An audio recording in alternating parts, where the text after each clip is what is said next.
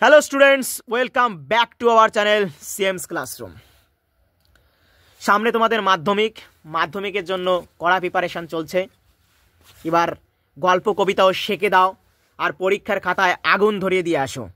এমনভাবে আলোচনা করব, জাস্ট এখানে যে আলোচনা হবে আর টেস্ট পেপার ঘেটে যা দেখবে বলবে আমি সব পেরে গেছি। টেস্ট পেপারে ঘেটে যা বলবে, এখানে সব পয়েন্ট আকারে করে দিয়েছি এবং স্টার মার্কও করে দিয়েছি। যে প্রশ্নগুলো গুরুত্বপূর্ণ, যে প্রশ্নগুলো ইম্পর্টেন্ট, পথের দাবি উপন্যাস আমরা প্রত্যেকটা লাইন ধরে ধরে আলোচনা করব। তার সাথে সাথে কোশ্চেন আসা প্রশ্ন, যে প্রশ্নগুলো মাধ্যমিকে আসে সেই ধরনের কোশ্চেন নিয়ে আলোচনা করব। তো আগে বলে নিই, পথের দাবি এটি একটা গল্প আকারে গৃহীত হয়েছে। পথের দাবি শরৎচন্দ্র চট্টোপাধ্যায়ের পথের দাবি উপন্যাসের ষষ্ঠ এবং সপ্তম পরিচ্ছদ থেকে গৃহীত হয়েছে। এটি বিপ্লবী পরিপ্রেক্ষিতে রচিত। ভারতবর্ষ যখন পরাধীন ছিল, ভারতবর্ষে বিপ্লবীরা ভারতকে স্বাধীনতার জন্য সংগ্রাম চালিয়েছে এবং বিপ্লবীদের উপরও পুলিশ সংগ্রাম চালিয়েছেন ধরার জন্য। পথের দাবি উপন্যাস শরৎচন্দ্র চট্টোপাধ্যায় রচিত। শরৎচন্দ্র চট্টোপাধ্যায়ের লেখা আমার খুব ভালো লাগে, খুব ভালো লেখেন উনি, ঠিক আছে। ওনাকে বলা হয় অপরাজেয় কথাশিল্পী। শরৎচন্দ্র চট্টোপাধ্যায় 1876 সালে জন্মগ্রহণ করেছিলেন। 1876 সালে একটা ইতিহাসের কথাই ঢুকে যায়। ইতিহাসে যে বছর ভারত সভা তৈরি হয়েছিল সেই বছর উনি জন্মগ্রহণ করেন। শরৎচন্দ্র চট্টোপাধ্যায় উনি জন্মগ্রহণ করেছেন হুগলির দেবানন্দপুরে। আমরা যখন হুগলি গিয়েছিলাম দেবানন্দপুরে যাইনি, তবে ওনার জন্ম হয়েছে দেবানন্দপুরে। তবে জীবনের শেষ 12 বছর উনি রূপনারায়ণ নদের তীরে দেউলাটি গ্রামে ওনার জীবন অতিবাহিত করেছিলেন। সেখানে আমরা দেখেছি একদম সে দারুণ পরিবেশ। তার বাড়ি থেকে রূপনারায়ণ নদ দেখা যেত। রূপনারায়ণ নদ, সেই নদের উপর দিয়ে বিপ্লবীরা শরৎচন্দ্র চট্টোপাধ্যায়ের বাড়িতে আশ্রয় নিত। এই বিপ্লবীদের এই আসা যাওয়া, এই বিপ্লবীদের এই পরিপ্রেক্ষিতে তিনি পথের দাবি উপন্যাস রচনা করেন। ওই নদের উপর দিয়ে ওনার বাড়িতে এসে বিপ্লবীরা ভিড় জমাতেন ওই নদের উপর দিয়ে। তো পথের দাবি উপন্যাস শরৎচন্দ্র চট্টোপাধ্যায়ের লেখা, তাকে অপরাজেয় কথাশিল্পীও বলা হয়ে থাকে।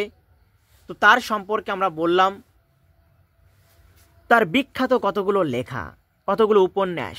দেবদাস, এই যে তোমরা এখন দেবদাস হয়ে ঘোরো, দেবদাস উপন্যাস জানো কি?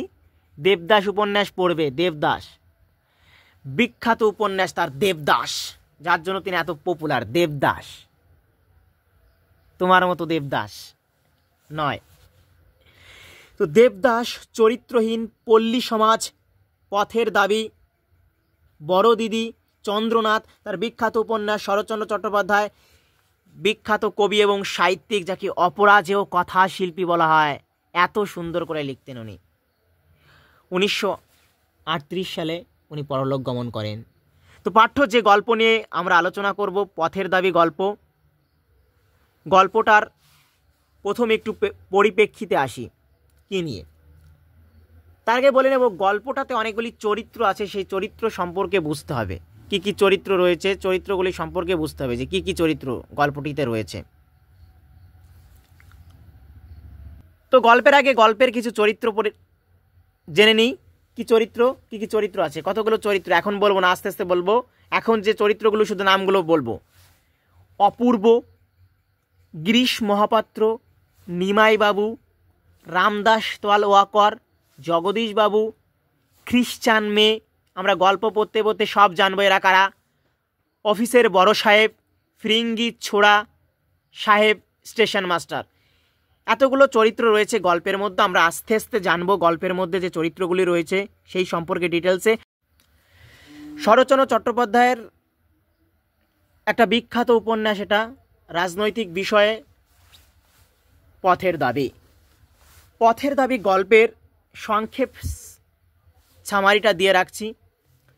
পরাধীন ভারতবর্ষ, যখন ভারতবর্ষ পরাধীন ছিল, ইংরেজদের কাছে যখন পরাধীন ছিল, সেই সময় পরাধীন ভারতবর্ষের শৃঙ্খল মোচনের জন্য এগিয়ে এসেছে আমাদের বঙ্গমায়ের সন্তান, যারা দৃঢ় প্রতিজ্ঞ, যারা বিপ্লবী, তাদের ধরার জন্য ব্রিটিশ পুলিশ সর্বদা ব্যস্ত।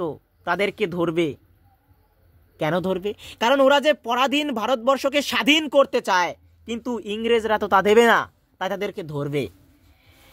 সেই হেতু পলিটিক্যাল সাসপেক্ট, যাকে বলা হয় রাজনৈতিক সন্দেহভাজন, সব্যসাচী মল্লিক ছিল। সেই সব্যসাচী মল্লিক গিরিশ মহাপাত্র সেজেছে। তাই সেই সব্যসাচী মল্লিক গিরিশ মহাপাত্র নামে চলছে, ঘুরে বেড়াচ্ছে।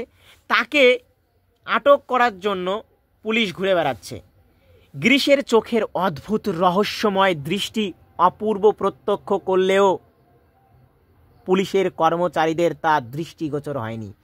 অপূর্ব লক্ষ্য করেছিল যে তার চোখের কি অপরূপ দৃষ্টি, কিন্তু ব্রিটিশ পুলিশ বুঝতে পারেনি এই হচ্ছে সব্যসাচী মল্লিক। কারণ গিরিশ মহাপাত্র ছদ্মনামে এসেছিল বা ছদ্মবেশে এসেছিল, তাই সে পুলিশ কর্মচারীগুলো তাকে চিনতে পারেনি, কিন্তু একমাত্র অপূর্ব চিনেছিল। রামদাস তোয়ালওয়াকরের সঙ্গে কথা প্রসঙ্গে, রামদাস তোয়ালওয়াকর ছিল অপূর্বর বন্ধু। কথা প্রসঙ্গে অপূর্ব দেশপ্রেম প্রকাশিত হলেও ভারতীয় নাগরিকত্বের পরিচয়ে সে বিদেশিদের কাছে লাঞ্ছিত, অপমানিত হয়। শেষ পর্যন্ত অপূর্ব রেঙ্গুন ছেড়ে ভামোয় চলে যান। গল্পের একটা পরিপ্রেক্ষী বললাম, এবার গল্পটা আলোচনা হবে পরপর লাইন ধরে ধরে। একদম সেকে রেখে দেবে পরীক্ষার কথা, একদম আগুন লাগিয়ে দেবে, একদম একদম পুরো আগুন লাগিয়ে দেবে। গল্পটা দারুণ সুন্দর গল্প, এখান থেকে নাম্বার ক্যারি করা খুব সহজ। পুলিশ স্টেশনে প্রবেশ করিয়া দেখা গেল সম্মুখের হলঘরে জন ছয়েক বাঙালি মোটঘাট লইয়া বসিয়া আছে। জগদীশবাবু ইতিমধ্যেই তাহাদের টিনের তোরঙ্গ ও ছোট বড় পুটলি খুলিয়া তদারক শুরু করিয়া দিয়েছেন। পুলিশ স্টেশনে প্রবেশ করে দেখা গেল যে সামনের যে হলঘর, 6 জন বাঙালি মতো তাদের মোটঘাট মানে তাদের ব্যাগপত্র নিয়ে বসে আছে। জগদীশবাবু কে ছিল? পুলিশ কর্মচারী। তিনি ছিলেন পুলিশ কর্মচারী। পর্যবেক্ষণ শক্তির অভাব, আচরণে শ্রেণী বৈষম্যের প্রকাশ পায় ওনার, ঠিক আছে? উনি একজন পুলিশ কর্মচারী ছিলেন। জগদীশবাবু ইতিমধ্যেই তাহাদের টিনের তোরঙ্গ, টিনের যে বাক্স আছে, ছোট বড় যে পুটলি আছে, ওই কাদের জন ছয়েক বাঙালি মানে 6 জন বাঙালিরা তাদের পুটলি খুলে দেখছে, দেখাশোনা মানে পুটলি চেক করছে যে পুটলির মধ্যে কি আছে। কারণ ওই বললাম ব্রিটিশ পুলিশ, তাদের ছোট বড় যে পুটলি, টিনের তোরঙ্গ সব চেক করে দেখছে, সব যে ঠিক আছে কিনা। শুধু যে লোকটির প্রতি তাহার অত্যন্ত সন্দেহ হইয়াছে, তাহাকে আর একটা ঘরে আটকাইয়া রাখা হইয়াছে। ওই যে 6 জন বাঙালি ওদের চেক করছে ব্রিটিশ পুলিশ, যে এরা আবার বোম টোম নিয়ে আসলো নাকি, সব কিছু চেক করছে। শুধুমাত্র যে লোকটার প্রতি তাহার অত্যন্ত সন্দেহ হয়েছে, যার প্রতি জগদীশবাবু অত্যন্ত সন্দেহ প্রকাশ করছে, মানে এই লোকটা খটকা আছে এরকম সন্দেহ প্রকাশ করছে, তাকে আর একটা ঘরে আটকে রেখেছে। ইহারা সকলেই উত্তর ব্রহ্মে বর্মা অয়েল কোম্পানির তেলের খনির কারখানায় মিস্ত্রি কাজ করিতেছিল।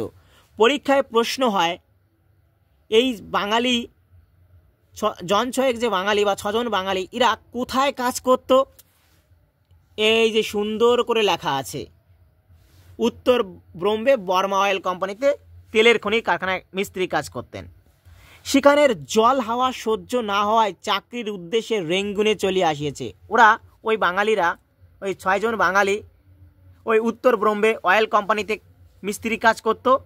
সেখানের আবহাওয়া তাদের সঙ্গে শ্যুট করেনি, তাদের সঙ্গে যায়নি, বা তারা ওই আবহাওয়ার সঙ্গে নিজেদেরকে মানিয়ে নিতে পারেনি, তাই চাকরির জন্য উদ্দেশ্যে রেঙ্গুনে চলে এসেছে। ইহাদের নাম ধাম ও বিবরণ লইয়া সঙ্গের জিনিসপত্রের পরীক্ষা করিয়া ছাড়িয়ে দেওয়া হইলে এদের প্রত্যেকের নাম নিল, প্রত্যেকের নাম ক্যারি করলো, প্রত্যেকের বিবরণ নিল, তারপর এদের সঙ্গের জিনিসপত্র চেক করে পরীক্ষা করে এদেরকে ছেড়ে দিল। বাট পলিটিক্যাল সাসপেক্ট সব্যসাচী মল্লিককে নিমাইবাবুর সম্মুখে হাজির করা হইল। পলিটিক্যাল সাসপেক্ট, ওই যে রাজনৈতিক সন্দেহভাজন, এ খটকা আছে, এই কোনো একটা বিপ্লবিক কাজসাজি করছে, এরকম যাকে সন্দেহ হলো সেই সব্যসাচী মল্লিককে নিমাইবাবু কে ছিল? ব্রিটিশ পুলিশের উচ্চ পদস্থ কর্মচারী, মানে ব্রিটিশ পুলিশের উচ্চ লেভেলের অফিসার। তিনি তার কাজের প্রতি একনিষ্ঠ থাকেন, রসিক মানুষ আর একটু সহৃদয়বান নিমাইবাবু ছিল। তা নিমাইবাবুর সামনে আনা হলো পলিটিক্যাল সাসপেক্ট সন্দেহে সব্যসাচী মল্লিককে। লোকটি কাশিতে আসিল, মানে এরকম কাশিতে আসিল।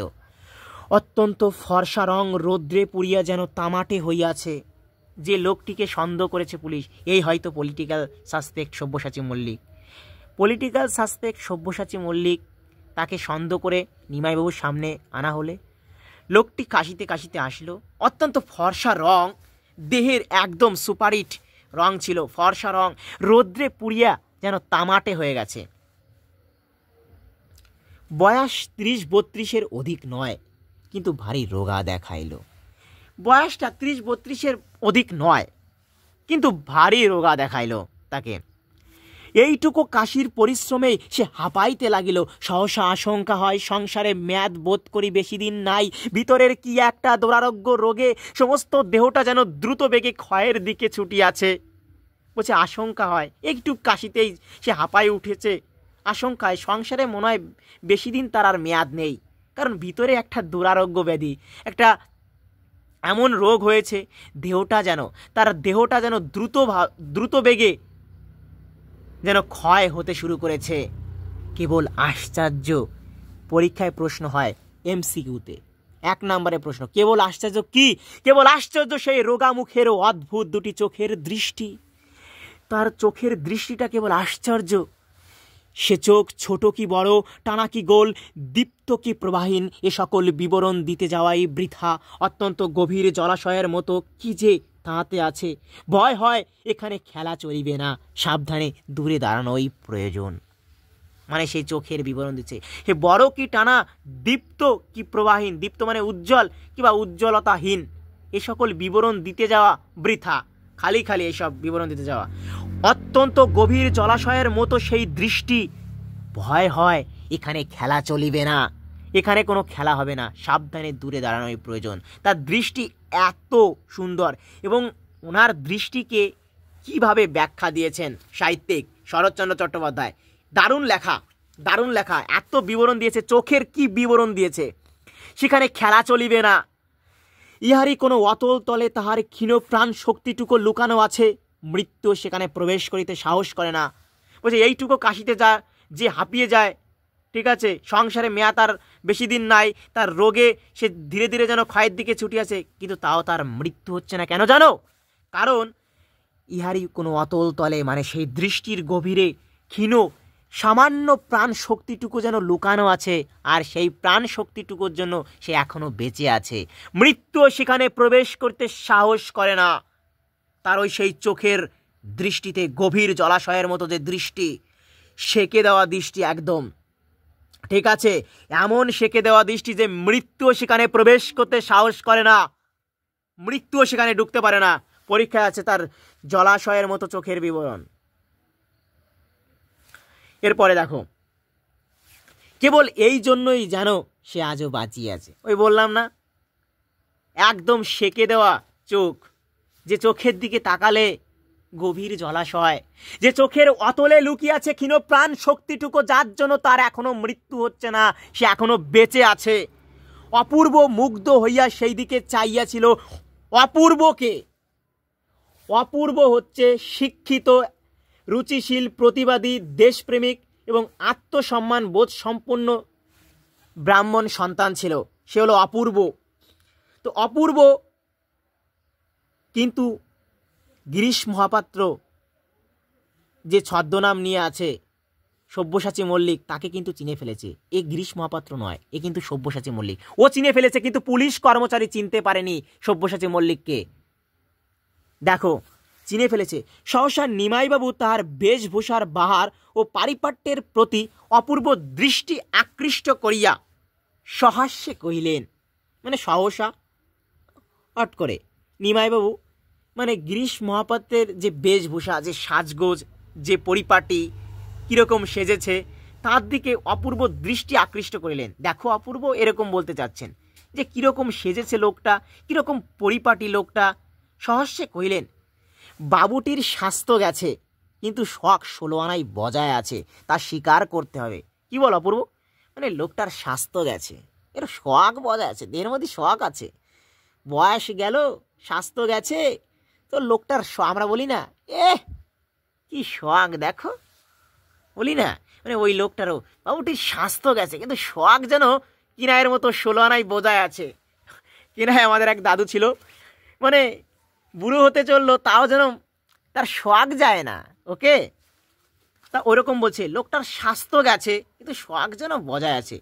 এই যে লাইনটা এখান থেকে খুব ইম্পর্টেন্ট প্রশ্ন হয় যে বাবুটির স্বাস্থ্য গেছে কিন্তু শখ 16 আনাই বজায় আছে, তা স্বীকার করতে হবে। বাবুটির স্বাস্থ্যের পরিচয় দাও, এই থেকে প্রশ্ন হয় 5 নাম্বারের, 3 নাম্বারের। ঠিক আছে, তো এই পর্যন্ত আলোচনা কেমন লাগলো বলো? তারপরে দেখো এইদিকে এইদিকে এইদিকে দেখো, এইদিকে এইদিকে এইদিকে কি হলো দেখো। এতক্ষণে অপূর্ব তার পরিচ্ছদের প্রতি দৃষ্টিপাত করিয়া মুখ ফিরাইয়া হাসি গোপন করিল। অপূর্ব ভালো করে দেখছে, ওর পরিচ্ছদের প্রতি, ওর সাজগোজ ভালো করে দৃষ্টিপাত করিয়া মুখ ফিরাইয়া সে যেন তার হাসিটা গোপন করিল। মানে হাসতে চেয়েও হাসেনি, কারণ অপূর্ব চিনে ফেলেছে। অপূর্ব দূরদৃষ্টি সম্পন্ন, আমি বলেছি অপূর্ব চিনে ফেলেছে যে ও সব্যসাচী মল্লিক, ও গিরিশ মহাপাত্র না, ওই পলিটিক্যাল সাসপেক্ট, ওই রাজনৈতিক সন্দেহভাজক, ওই ভারতীয় বিপ্লব, তাকে চিনে ফেলেছে। কিন্তু ব্রিটিশ কর্মচারীরা চিনতে পারছে না। যদি চিনে ফেলে তখনই আটক করবে তাকে, কিন্তু ব্রিটিশ কর্মচারীরা চিনতে পারছে না, অপূর্ব চিনে ফেলেছে। তাই ব্রিটিশ কর্মচারীদের নিমাই বাবুর সেই কার্যকলাপে সে হাসি গোপন করিল, মানে হাসতে গিয়েও হাসেনি। তাহার মাথায় সম্মুখ দিকে বড় বড় চুল। তার আগে বলেনি গিরিশ মহাপাত্রের সাজসজ্জার পরিচয় আসে, সে কীরকমভাবে পরিপাটি ছিলেন, সে কীরকম বেশভূষা পোশাক পরে থাকতেন, এর পরিচয় আসে।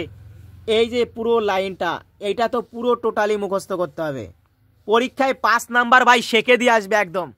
যদি আসে যে গিরিশ মহাপাত্রের প্রশ্ন ঘুরিয়ে আসবে, এরকম আসবে, বলো বাবুটির স্বাস্থ্য গেছে কিন্তু শখ 16 আনাই বজায় আছে, বাবুটির স্বাস্থ্যের পরিচয় এবং সাজসজ্জার পরিচয়, এটা দিয়েও প্রশ্ন আসবে। বা ডিরেক্ট কোশ্চেন করবে যে গিরিশ মহাপাত্রের সাজসজ্জার পরিচয় দাও। পুরো এইটুক দেখে যাও ভাই, এইটুক দেখে যাও, পুরো সেকে রেখে দেবে পরীক্ষায়। দেখো কি বলেছে, তার সাজসজ্জা, মাথার সম্মুখ দিকে বড় বড় চুল আছে কিন্তু ঘাড় ও কানের দিকে নাই বললেই চলে। মাথার সম্মুখ দিকে সামনের দিকে বড় বড় চুল আছে তার, কিন্তু ঘাড় আর কানের কাছে চুলগুলো নেই, নাই বললেই চলে। এমনই ছোট করিয়া ছেটে দিয়েছে চুলটা, এখানে ঘাড়ের কাছে কানের কাছে ছেটে দিয়েছে।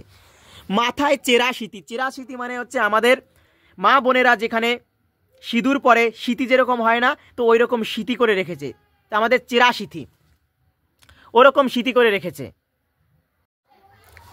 তো দেখো গিরিশ মহাপাত্রের সাজসজ্জার পরীক্ষায় প্রশ্ন আসে যে সে কীরকমভাবে সাজসজ্জা করেছিলেন।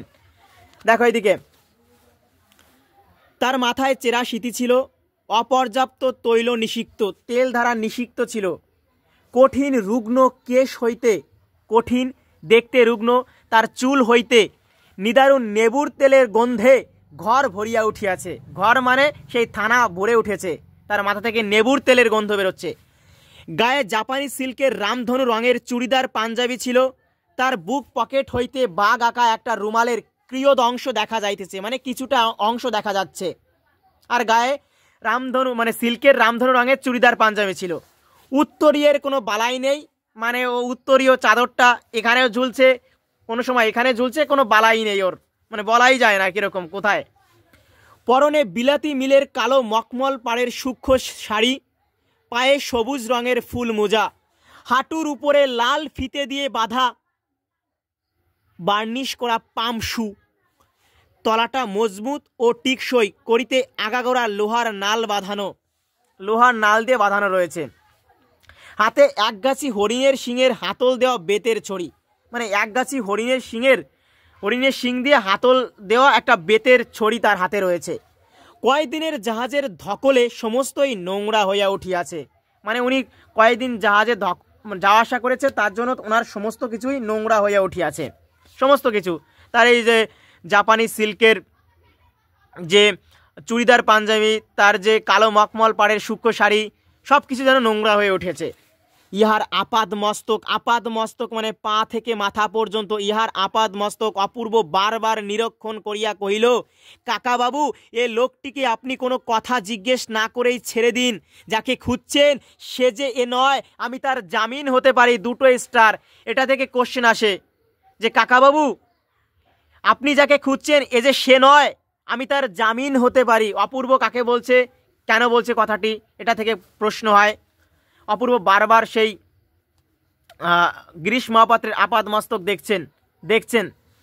নিমাইবাবু চুপ করিয়া রহিলেন। নিমাইবাবু বলেছিলাম ব্রিটিশ পুলিশের উচ্চ পদস্থ কর্মচারী। অপূর্ব কহিল, আর যাই হোক, যাকে খুঁজছেন তার কালচারের কথাটা একবার ভেবে দেখুন। তার কালচার, তার সংস্কৃতি কীরকম আপনি যাকে খুঁজছেন, এ কি সে হতে পারে? আপনি সব্যসাচীকে খুঁজছেন, তো সব্যসাচীর মধ্যে কি এরকম কালচার ছিল? এই গিরিশ মহাপাত্র যে কালচার করছে, যে সংস্কৃতি প্রদর্শন করছে, আপনি একবার ভেবে দেখুন। যাকে খুঁজছেন এসে নয় কাকাবাবু, অপূর্ব বলছে। নিমাইবাবু হাসিয়া ঘাড় নাড়িলেন, কইলেন, তোমার নাম কি হয়? আগে গিরিশ মহাপাত্র। একদম মহাপাত্র? তুমিও তেলের খনিতেই কাজ করছিলে না? এখন রেঙ্গুনেই থাকবে? তোমার বাক্স বিছানা তো খানা তল্লাশি হয়ে গেছে। দেখি তোমার ট্যাকে এবং পকেটে কি আছে। তোমার খানা তল্লাশি, এত খোঁজ করেছি, তোমার বাক্স একদম শেকে রেখে দিয়েছি, এত খোঁজাখুঁজেছি। দেখি তোমার ট্যাক আর পকেটে কি আছে। তার ট্যাক হইতে 1টি টাকা ও গন্ডা 6 পয়সা বাহির হইল। পরীক্ষায় প্রশ্ন আসে গিরিশ মহাপাত্রের ট্যাকে ও পকেটে কি ছিল, তার উত্তর দেখো। তার ট্যাক হইতে 1টি টাকা ও গন্ডা 6 পয়সা বাহির হইল, বের করা হইল। পকেট হইতে একটা লোহার কম্পাস, মাপ করিবার কাঠের একটা ফুটরুল, মাপ করিবার জন্য কাঠের একটা ফুটরুল ছিল ওখানে, কয়েকটা বিড়ি ও একটা দেশলাই ও একটা গাজার কলিকা বাহির হইয়া পড়িল। নিমাইবাবু কহিলেন, তুমি গাঁজা খাও? লোকটি অসংকোচে, সংকোচ না করে, ভয় না পেয়ে জবাব দিল, আজ্ঞে না। তবে এ বস্তুটি পকেটে কেন? পরীক্ষায় প্রশ্ন আসে, তবে এ বস্তুটি পকেটে কেন? কোন বস্তুর কথা বলা হয়েছে? ভাই শুধু লিখবে গাজার কলিকা, এই লিখলেই 1 নাম্বার পেয়ে গেছো তুমি। শুধু লিখবে গাজার কলিকা। আগে পথে কুড়িয়ে পেলাম, যদি কারো কাজে লাগে তাই তুলে রেখেছি। ও বলছে, আমি কোনো গাঁজা টাজা খাই না, আমি পথে পেয়েছি তাই কুড়িয়ে রাখলাম, তুলে রেখেছি যদি কারো কাজে লাগে। জগদীশবাবু এই সময়ে ঘরে ঢুকিতে নিমাইবাবু হাসিয়া কইলেন, জগদীশবাবু কে ছিল? জগদীশবাবু ছিল পুলিশের কর্মচারী, আমরা আগেই বলেছি। তো জগদীশবাবু ঘরে ঢুকিতেই নিমাইবাবু হেসে বললেন, দেখো জগদীশ, কিরূপ সদাশয় ব্যক্তি ইনি, যদি কারো কাজে লাগে তাই গাজার কলকেটি কুড়িয়ে পকেটে রেখেছেন। কীরকম সদাশয়, সহৃদয় ব্যক্তি, এটা থেকে প্রশ্ন হয়। দেখো জগদীশ কীরকম সদাশয় ব্যক্তি, নিজে গাঁজা খায় না, তবে গাজার কলকেটি পথ থেকে কুড়িয়ে এনেছে যদি কারো কাজে লাগে। ক্ষণকাল মৌন থাকিয়া, মানে ক্ষণকাল কিছুক্ষণ চুপ থাকিয়া কইলেন, গাঁজা খাবার সমস্ত লক্ষণই তোমাতে বিদ্যমান বাবা। বলতেই পারতে আমি খাই, তোকে দেখে তো গাঁজাখোর মনে হচ্ছে। এখন ছাত্রীদের দেখে যা মনে হয় গাঁজাখোর, তোকে দেখে তো গাঁজাখোর মনে হচ্ছে। তা বলতে পারতি আমি গাঁজা খাই, তাহলে তো বলতাম না এত কিছু। কিন্তু কদিনই বা বাঁচবে? এই তো তোমার দেহ, কদিনই বা বাঁচবে? এই তো তোমার দেহ, আর খেও না। বুড়ো মানুষের কথাটা শোনো, কে বলেছিল? পরীক্ষায় বারবার টেস্ট পেপারে পাবে ভাই, টেস্ট পেপারে ঘেটে দেখো, বুড়ো মানুষের কথাটা শোনো। বুড়ো মানুষ কি বলেছিল? বুড়ো মানুষ কে ছিল? নিমাইবাবু ছিল। নিমাইবাবু বলেছিল গিরিশ মহাপাত্রকে গাঁজা না খাওয়ার কথা। মহাপাত্র মাথা নাড়িয়া অস্বীকার করে বলিল, আজ্ঞে না, মাইরি খাইনি। আমরা বললাম দিব্যি কাটি না, না রে মাইরি বলছি ভাই, আমি এই কাজটা করিনি। ওরকম বলছে, আজ্ঞে না, মাইরি খাইনি, তবে ইয়ার বন্ধু কেউ তৈরি করে দিতে বললে দিই। ইয়ার বন্ধু মানে বন্ধু বান্ধব যদি কেউ তৈরি করে দিতে বলে তবে তাদেরকে তৈরি করে দিই, নইলে নিজে খাইনি। নিজে আমি গাঁজা ছুঁয়েও দেখিনি, আমি খাই না, ও গাঁজা টাজা আমি খাই না নিজে। ও বলছে যদি বন্ধু বান্ধব যদি বলে তবে তাদেরকে সেজে দিই, আমি নিজে খাই না, আমি নিজে ও খাই না। জগদীশবাবু বা চটিয়ে উঠিলেন, দয়ার সাগর, পরকে সে যদি নিজে খাইনে, মিথ্যাবাদী কোথাকার, এরকম বলছে। অপূর্ব কহিল, বেলা হয়ে গেল, আমি এখন তবে চললুম কাকাবাবু। এবার অপূর্ব সেই জেলখানা থেকে চলে যাবে। ও অপূর্ব এসেছিল জেলখানায়, তখন এই ঘটনাগুলি দেখতে পাচ্ছে সে। নিমাইবাবু উঠিয়ে দাঁড়াইয়ে বলিলেন, আচ্ছা তুমি এখন যেতে পারো মহাপাত্র। মহাপাত্রকে বলছে, গিরিশকে বলছে, কি বল জগদীশ, পারে তো? জগদীশ সম্মতি জানাইলে কহিলেন, কিন্তু নিশ্চয়ই কিছু বলা যায় না ভায়া। আমার মনে হয় এ শহরে আরও কিছুদিন নজর রাখা দরকার। এ শহরে আরও কিছুদিন নজর রাখতে হবে। বিপ্লবীরা ছেয়ে গেছে, কারণ ভারতীয় বিপ্লবীরা ভারতবর্ষকে স্বাধীন করতে চায়, তাই ভারত মাতার জন্য বিপ্লবী হয়ে গিয়েছে। তাদেরকে পুলিশ ধরার জন্য তাদের পিছনে উঠে পড়ে লেগেছে, তাই তাদেরকে খুঁজবে। রাতের মেল ট্রেনটার প্রতি একটু দৃষ্টি রেখো। মেল ট্রেন, সে যে বর্মা এসেছে এ খবর সত্য। সে কে? সে মানে গিরিশ মহাপাত্র ছদ্মবেশে সব্যসাচী, বিপ্লবী সব্যসাচী মল্লিকের কথা বলা হয়েছে। সব্যসাচী যে এসেছে, সব্যসাচী কোথায় এসেছে? সে যে বর্মা এসেছে এ কথা সত্য, নিমাইবাবু বলছেন। এবার জগদীশ কহিল, জগদীশ কি বলিল? তা হতে পারে, কিন্তু এই জানোয়ারটাকে ওয়াশ করবার দরকার নেই বড়বাবু। জানোয়ারটা বলেছে, গিরিশকে জানোয়ার বলেছে। লেবুর তেলের গন্ধে বেটা থানা শুদ্ধ লোকের মাথা ধরিয়ে দিলে। কি একটা লেবুর তেল নিয়ে এসেছে মাথায়, শালা বেটা থানা শুদ্ধ লোকের মাথা ধরিয়ে দিলে। বড়বাবু হাসিতে লাগিলেন। অপূর্ব পুলিশ স্টেশন হইতে বাহির হইয়া আসিল। অপূর্ব পুলিশ স্টেশন থেকে বের হয়ে আসলো এবং প্রায় তার সঙ্গে সঙ্গে মহাপাত্র তাহার ভাঙা টিনের তরঙ্গ ও চাটাই জড়ানো ময়লা বিছানার বান্ডিল বগলে, এই যে তোমার বগলে চাপিয়া ধীর মন্থর পদে উত্তর দিকে রাস্তা ধরিয়া সোজা প্রস্থান করিল। ও যখন অপূর্ব বেরিয়ে আসলো, তখন তার সাথে সাথে কে? মহাপাত্র তার টিনের তরঙ্গ এবং বিছানাপত্র নিয়ে ধীরপন্থর পদে উত্তর দিকে রাস্তা ধরে সোজা চলে গেল। আশ্চর্য এই যে এত বড় সব্যসাচী ধরা পড়ল না। ওই বললাম কি আশ্চর্যের কথা, প্রশ্ন আসে, এত বড় সব্যসাচী ধরা পড়ল না। সবাইকে ফাঁকি দিল, কিন্তু অপূর্বর চোখকে ফাঁকি দিতে পারেনি। কোনো দুর্ঘটনা ঘটিল না, এমন সৌভাগ্যকেও অপূর্বর মন যেন গ্রাহ্যই করিল না। অপূর্ব মানতেই পারছে না, কি রে, একে ধরতে পারলো না পুলিশের লোক, আমি তো বুঝে ফেললাম। অপূর্ব যেন মানতে পারছে না।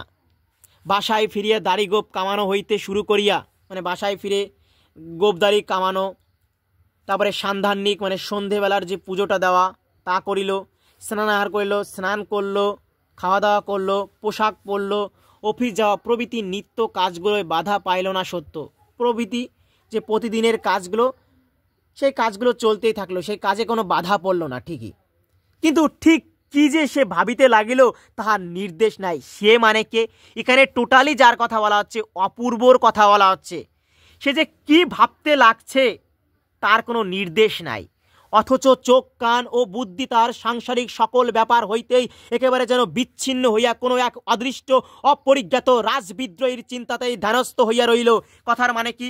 চোখ কান যেন তার সাংসারিক সকল ব্যাপার থেকে চলে গিয়েছে, একেবারে বিচ্ছিন্ন হয়ে গেছে। সে যেন এক অদৃষ্ট, যা দেখা যায় না, এক অপরিজ্ঞাত, এক অচেনা রাজবিদ্রোহী তার চিন্তাতে মনোনিবেশ করেছে।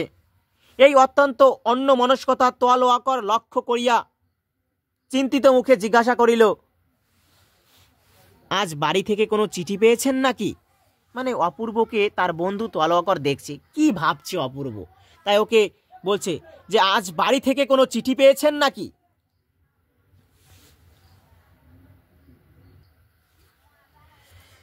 কই না, অপূর্ব বলছে কই না তো, বাড়ি থেকে কোনো চিঠি আসেনি, বাড়ির খবর সব ভালো তো। এবার ও জিজ্ঞাসা করছে বাড়ির খবর সব ভালো তো? অপূর্ব কিছু আশ্চর্য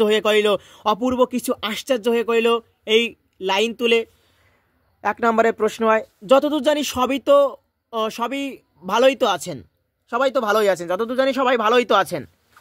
রামদাস আর কোনো প্রশ্ন করিল না। টিফিনের সময় উভয় একত্রে বসিয়া জলযোগ করিত। টিফিনের সময় দুজনে একত্রে বসে জলযোগ মানে আহার খেত, সকালের খাবার খেত।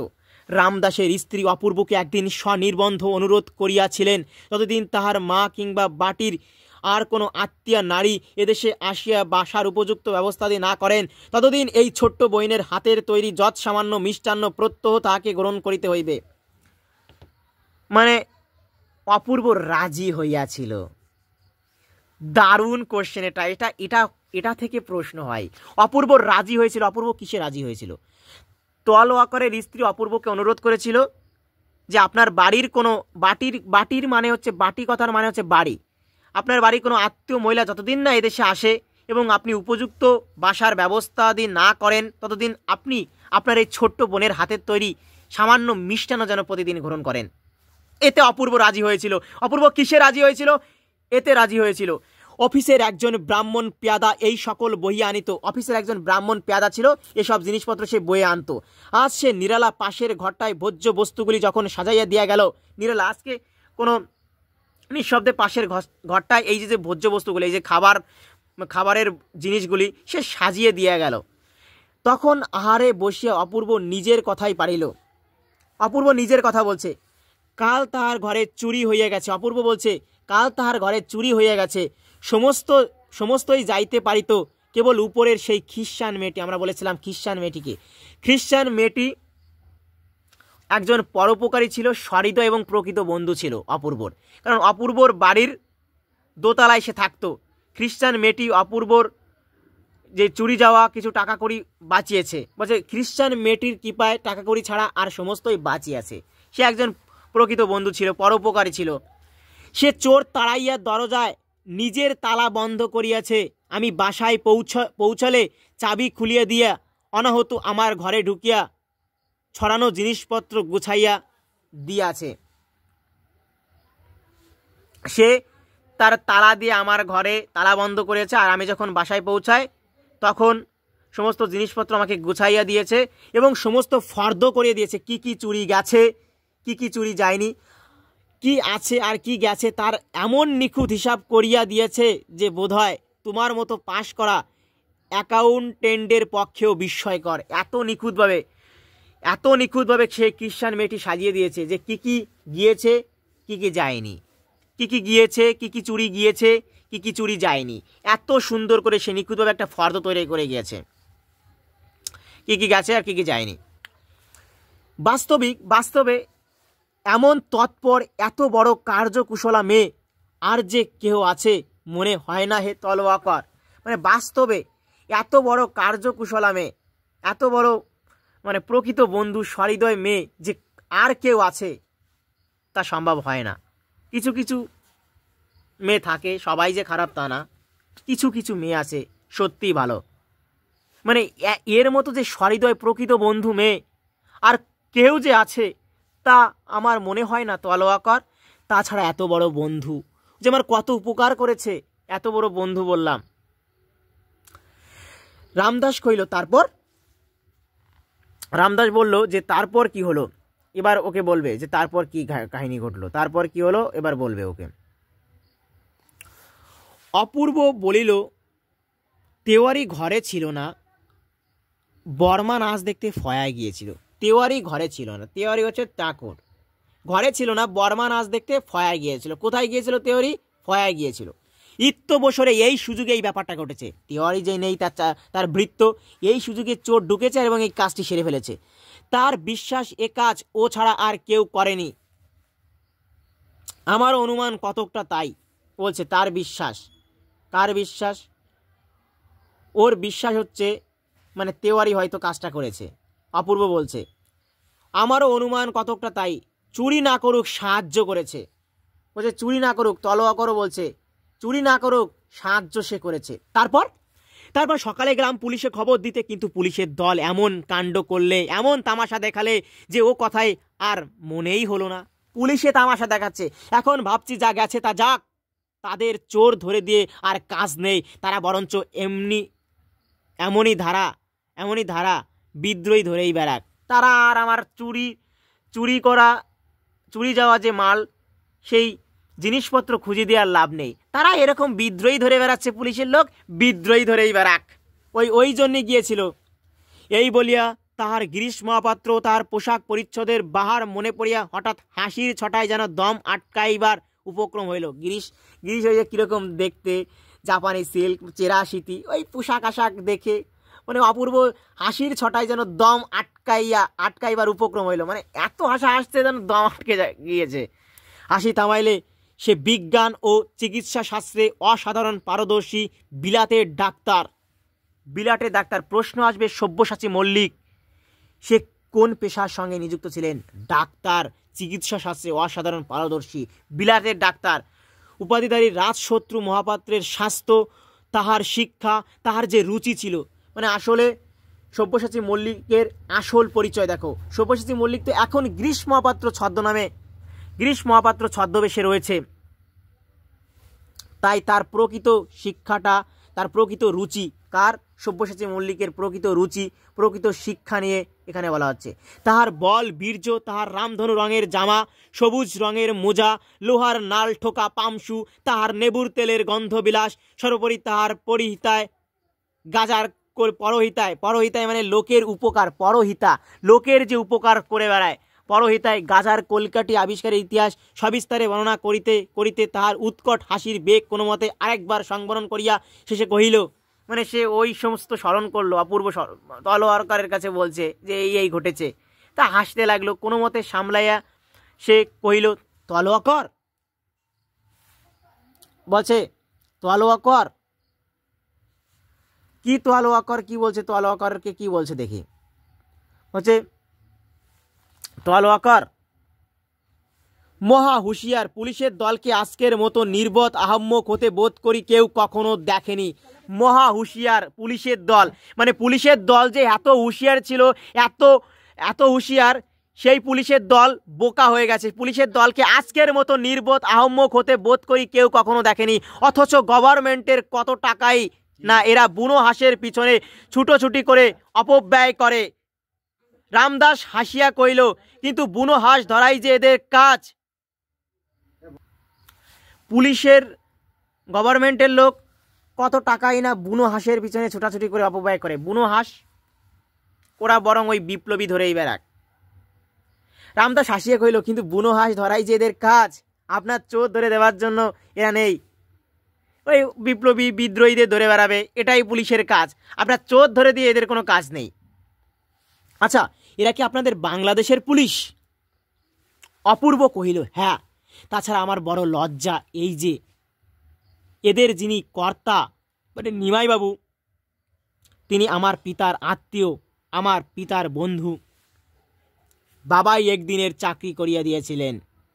মানে নিমাইবাবু ছিলেন অপূর্বর বাবার কি বন্ধু ছিল, অপূর্বর বাবার বন্ধু, আর অপূর্বর বাবাই একদিন নিমাইবাবুকে চাকরি পাইয়ে দিয়েছিলেন, তাই বলছে।